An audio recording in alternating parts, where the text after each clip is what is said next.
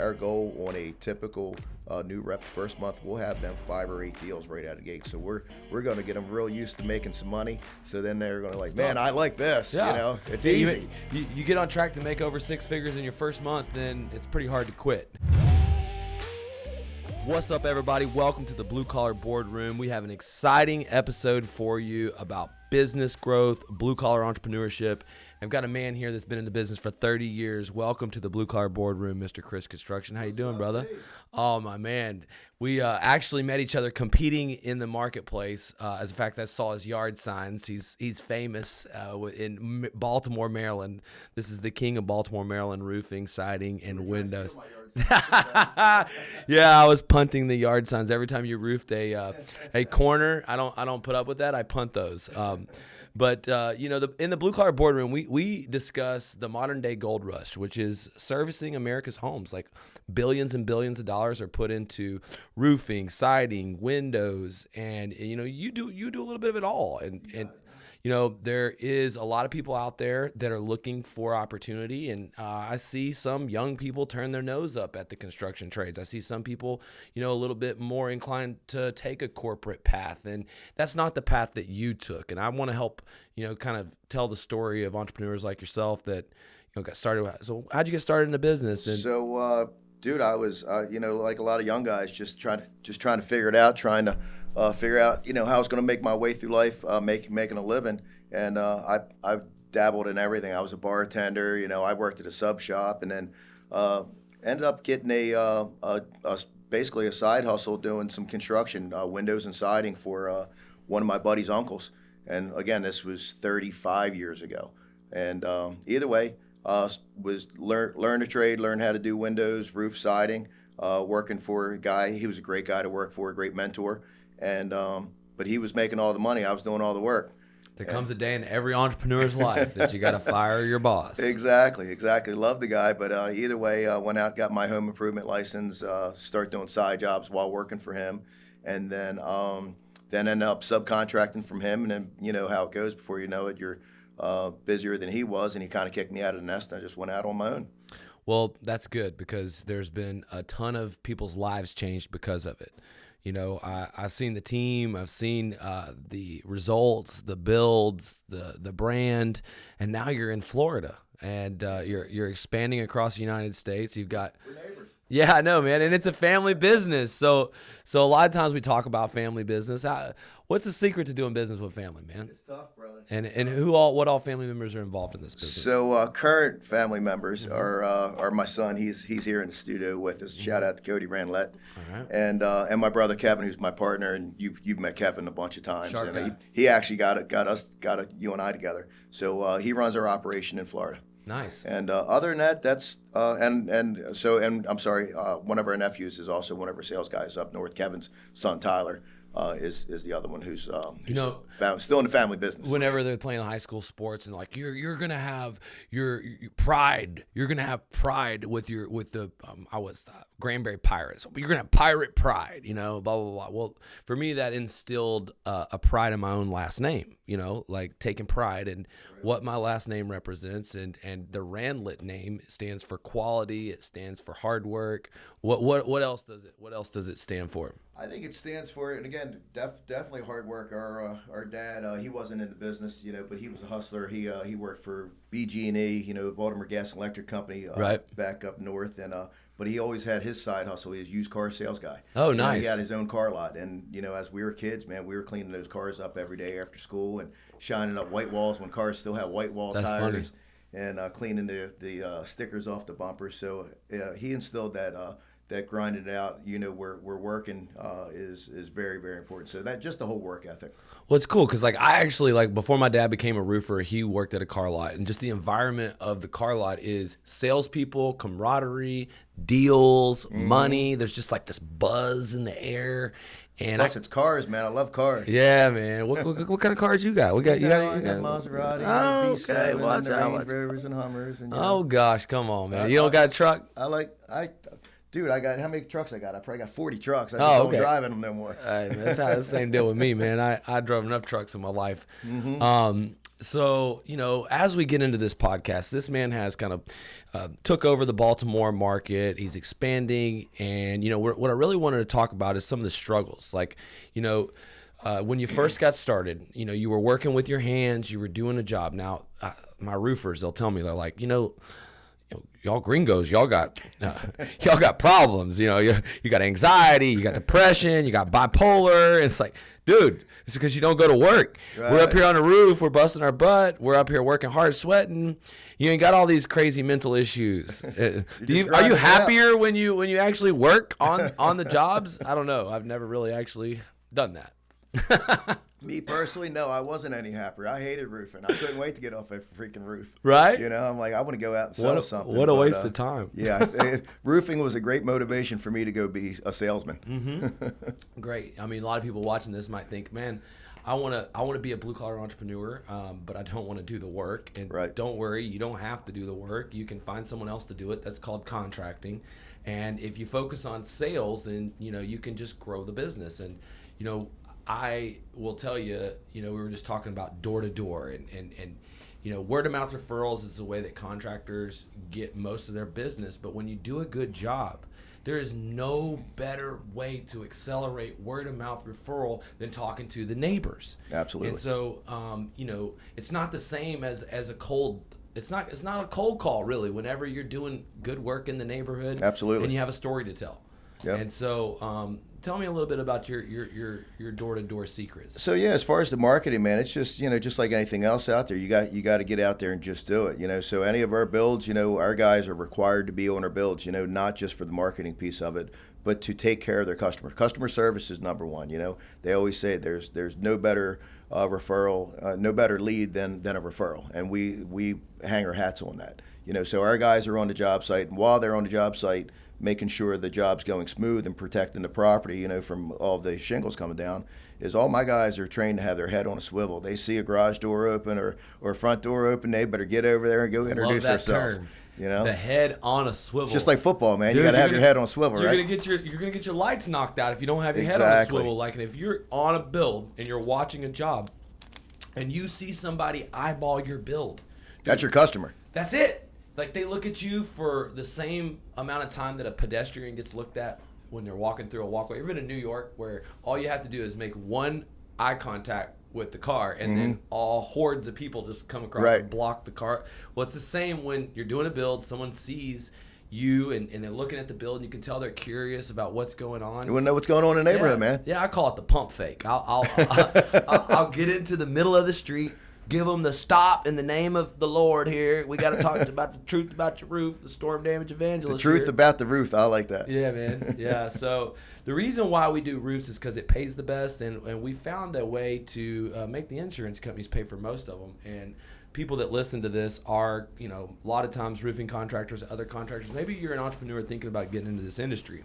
And, what would you say to somebody who was afraid about working on commission, who was afraid potentially about maybe going door to door, about getting into the home improvement space and what they can learn out there getting their hands dirty in this blue collar field? Right on. So I guess right off the bat, most people might be a little reluctant, like, being a roofer is not sexy, but you said you had Land Rovers and Maserati. That's pretty sexy. There, exactly. So it's the means to the ends, right? Right. The roofing thing might not be sexy, but what I think's cool is, and I coach our guys every day about this, is, you wake up in the morning and you're basically your own boss, so you're in charge of your own destiny. And my mindset is, when I was out there knocking on doors on a daily, is like, I'm going to go out, I'm going to meet somebody, I'm going to meet a customer who has a damaged roof that's probably going to cost them 15, 20 grand that they don't have, and I'm going to introduce myself to them. I'm going to introduce Kris Construction to them and kind of walk them through the insurance process that most of them are just unaware of. And we're going to get that roof taken care of for them. And again, like you always say, man, we're going to make a lot of money doing that. We're going to help somebody out, and I'm going to make money doing it, and I'm probably going to be driving a nice car while I'm doing it. So it's not a bad gig. Yeah, and then when you help somebody get a roof paid for by the insurance company, you do a good job, you get the neighbors. It's just like a domino effect. And that's why I call it America's most viral vertical market. And this brings me to an important moment in time in Baltimore, Maryland. We had a massive hailstorm. It was about 3 or 4 years ago, It was Cockeysville, Maryland. Cockeysville storm. We had baseball-sized hail. That was a nice storm, brother. Oh, man, I rolled into town. I was probably a week late, and you'd like already cleaned up, man. How are you so fast? This is my hometown, man. And it's the speed to the storm, man. Let me tell you, you were there. Yes. The windows were busted out. It was bad. We were a funny story about that. I don't think we talked about this, but we were working in Virginia at the time. I was up on a roof, and you know our hail alert. Whatever app we had at the time, I forget which one, but either way, everybody's phone's pinging. So we're already working this neighborhood in Virginia, and it was like, hey, time out, we got to go have a meeting. 3-inch hail just hit home. So we went back to our place, got our game plan, went to dinner, Outback Steakhouse or whatever, had a master plan with Kevin. I'm like, dude, here's the plan. You're going to keep one guy. I'm taking everybody up. He didn't laugh. He didn't think it was that funny. So we left Kevin in Virginia, and then literally at that table, we just hit social media and like, hey, everybody you know in the Cockeysville area, Towson, Timonium, let's reach out to anybody and let's set up inspections for the next day. So literally within less than 24 hours, we already had probably 40 inspections set up for that next morning. So boots on the ground, 9 a.m., 10 a.m., everybody already figured it. We zoned that whole area out. And your team's trained to go door to door, so they got leads that they've generated through social media, which are great, which we're going to be doing more of today, is creating videos to create leads. But the leads are no good if you don't knock doors around them. Absolutely. I mean, some people are like, well, I generate leads and I have a contracting company. How do I grow my business? And I'm like, well, you can start a door-to-door division. They're like, well, I don't want to go door-to-door. What do you have to say to a contractor like that says they're above door-to-door? Nobody wants to knock on doors, but I look at it this way. Before I go knock on a door, two things. Do I have enough money in my bank account? No. No. Am I going to help somebody out? Yes. So I'm like, dude, I got to go knock on that door. I got to get paid, and I got to help these people out. That's so it's pretty simple, and then you just work the referrals. Yeah, let me tell you a funny story about that Cockeysville storm, about how I was able to basically not completely get my ass kicked by y'all.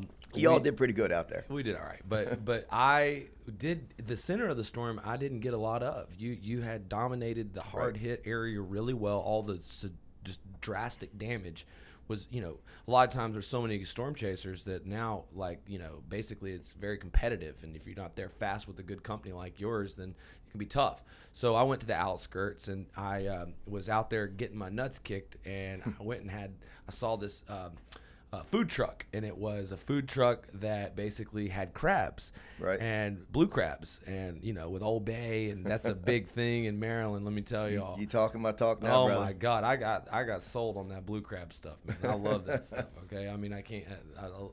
I like the spicy Old Bay. I just had them Thursday night before I flew down here. Oh man, what I wouldn't give to go back up to that food truck, because I would eat there all the time. I always go get, they do corn, sausage, potatoes, and blue crabs, and we just pile the blue crabs, in this food truck. My bill would end up being like $250, taking like 4 guys to go eat from a food truck. I'm like, what is this? But it's the best.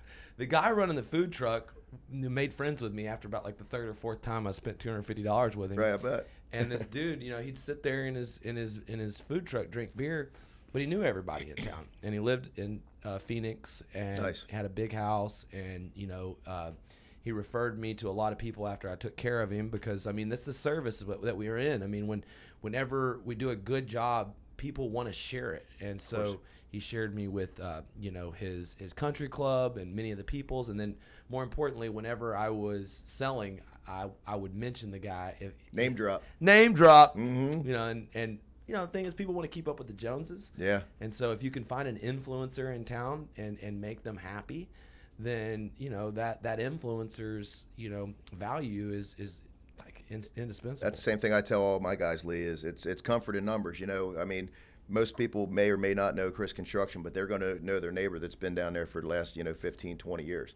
So it's comfort in numbers. If we've already done work for their neighbor that they've known, and literally it's just like your neighbor has already signed off on their company. They've probably already done all the background check. They've checked us out on Better Business Bureau, Angie's List, and all that. So they've already done all the hard work for their neighbor. So literally that's what, whenever we knock on a door, we say, we're working for Mrs. Jones down there, and we give them the address and everything. It's not just the Mrs. Jones. It's, you know, being direct of street name and address. Well, in order to get the numbers, you got to have the structure, the organization. You've been doing it for 30 years. You've got the team in place. You were talking about doing team building, and you have the office girls, and you have the sales guys. Sometimes there's conflict, but you've been doing this so long that you can deliver that satisfaction, that customer, because that's what it's all about.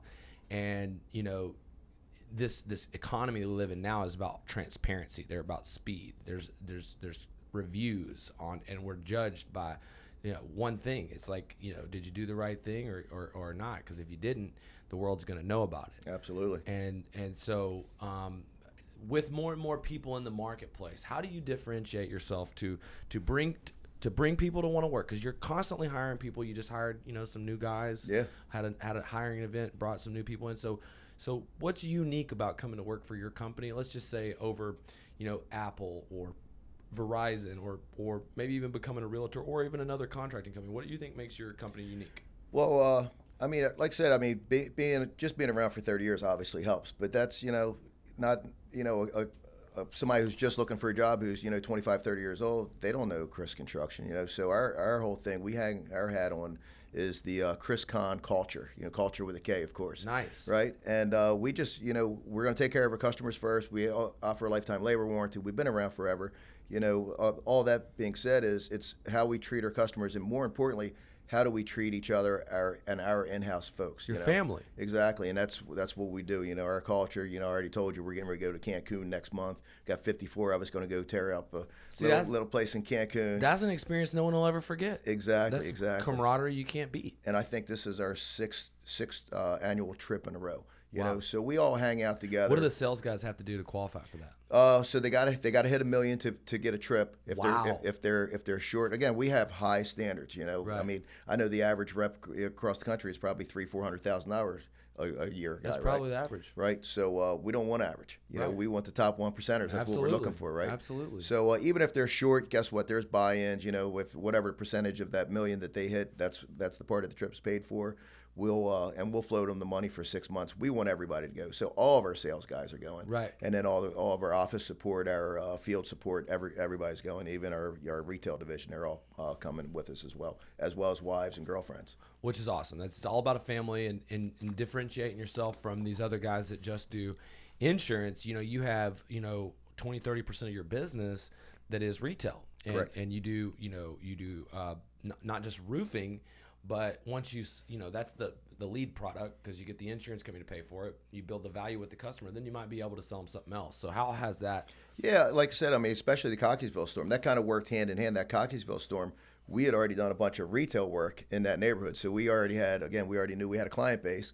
So over and above the social media, we called them up too, like, hey, we got to come check out your roof. Absolutely. And, you know, same thing when we're working locally, that's, you know, in next close to our design center, kitchen and bath design center.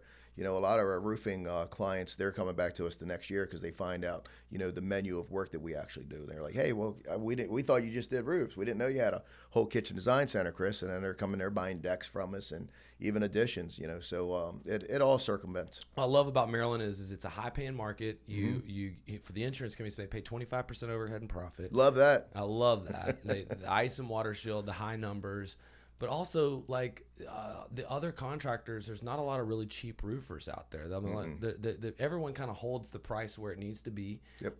There's laws in the state that, you know, say that even the salesmen need to be licensed and stuff like that as well. It kind of keeps the lower end out. Keeps the riffraff out. Keeps the riffraff out. And, For sure.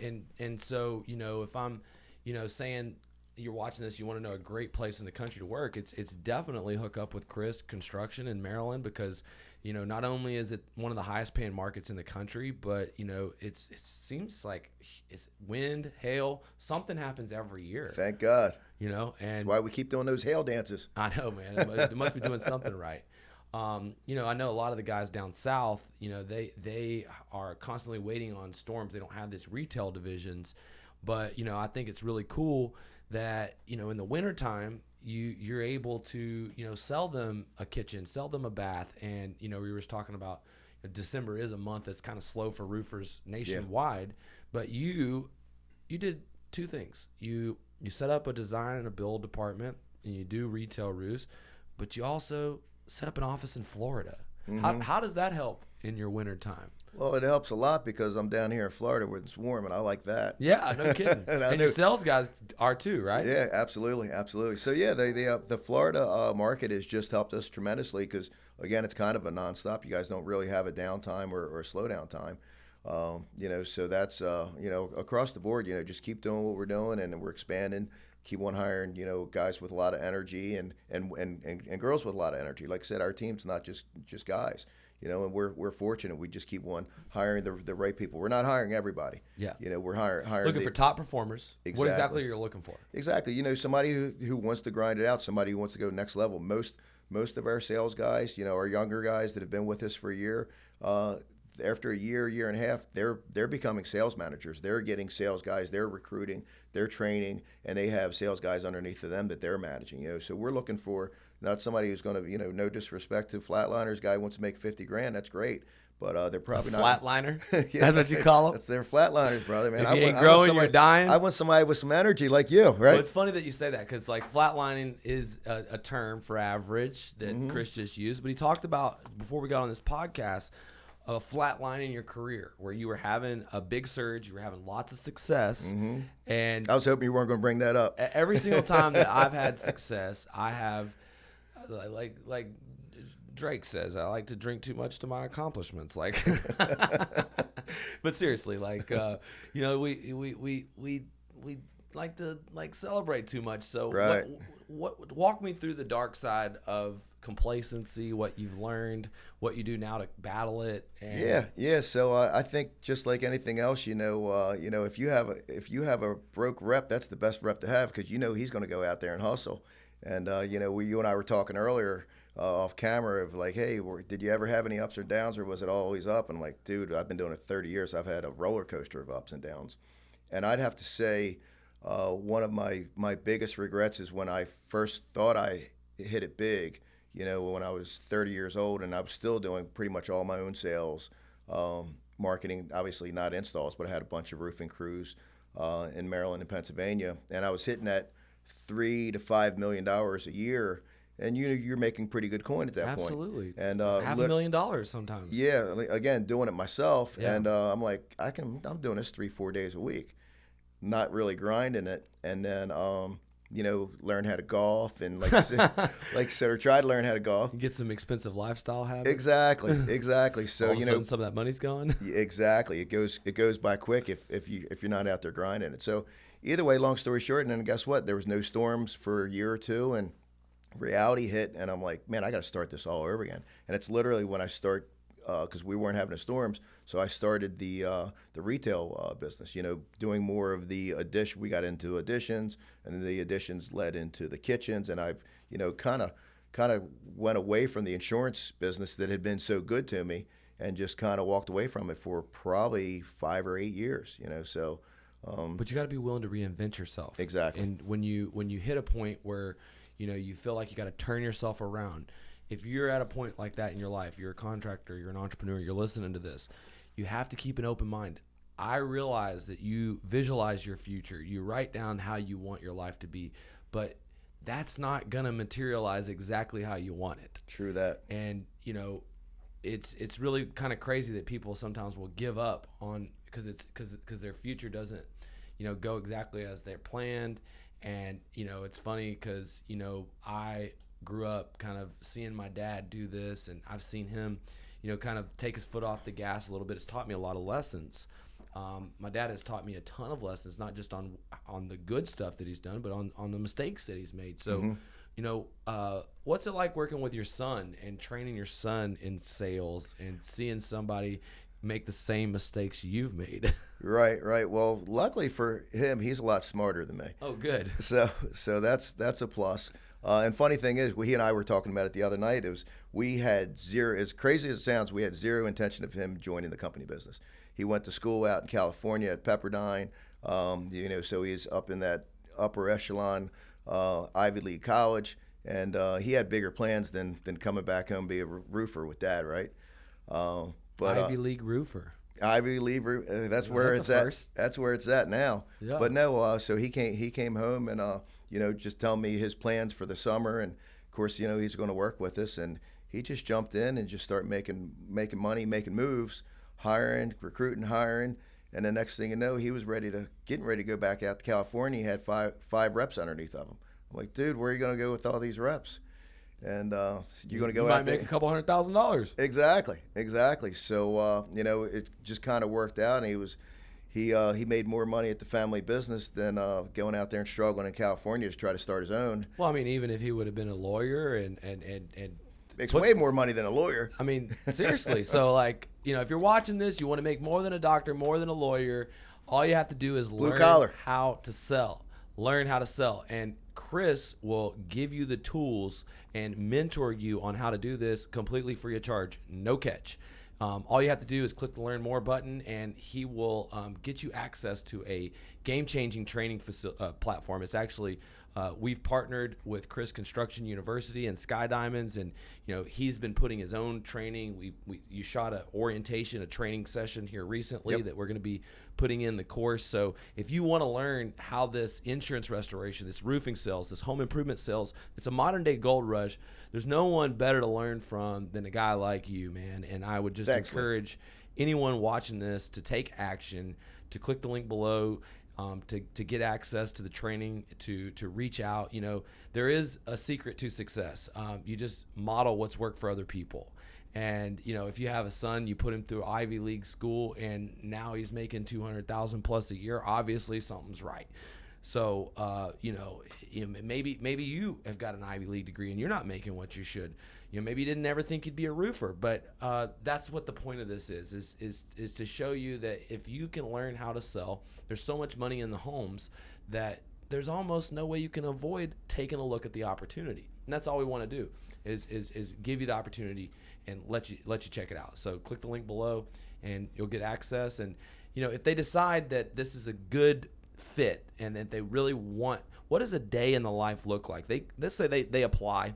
Let's say that they're hired. Right on. What happens after that? So if they're hired again, they're going to go through an interview process and see if they're if they have that go-to attitude. That's our biggest thing. If you want to grind it out, we can train the right person. So that's our main thing. But yeah, as far as an average day, again, we're gonna walk you through the Sky Diamonds training, to get their head wrapped around exactly what that looks like, So we'll do that at our office for a few hours, but literally we get them out first or second day. We're having them out on the street, and we're going to mentor them. They're going to see exactly what a build looks like. They're going to see. I always say content is not as strong as contact. Exactly.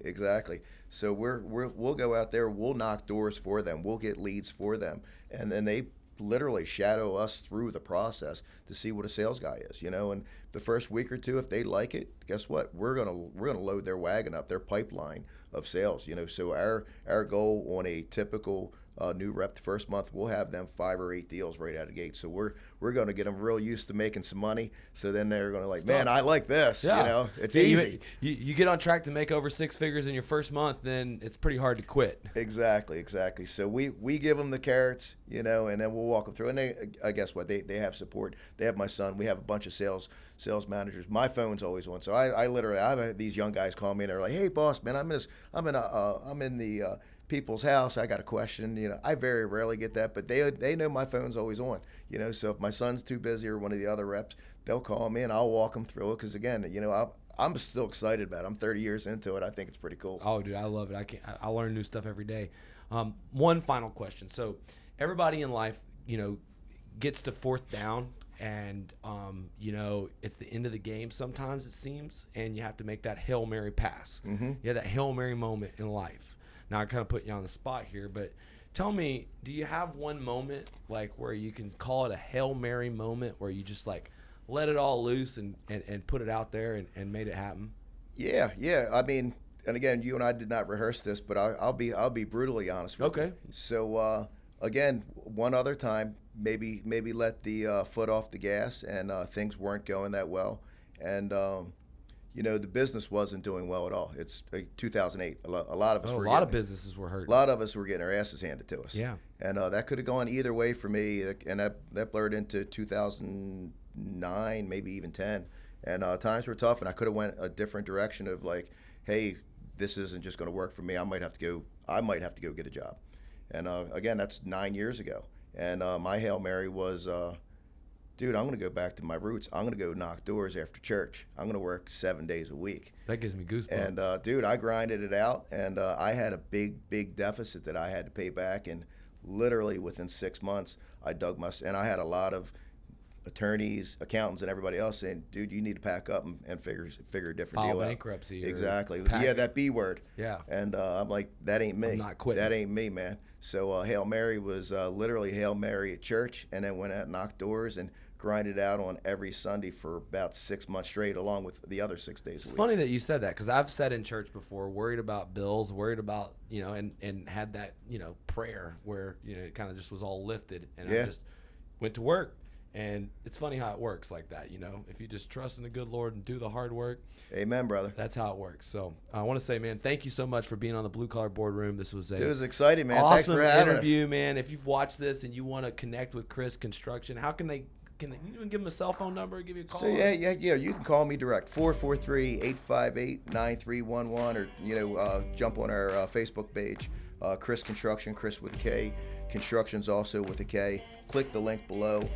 Either way, get in touch with us. Check us out on Instagram, Facebook, and if you think you got what it takes, get in touch with us. We'll have a couple conversations and bring you in.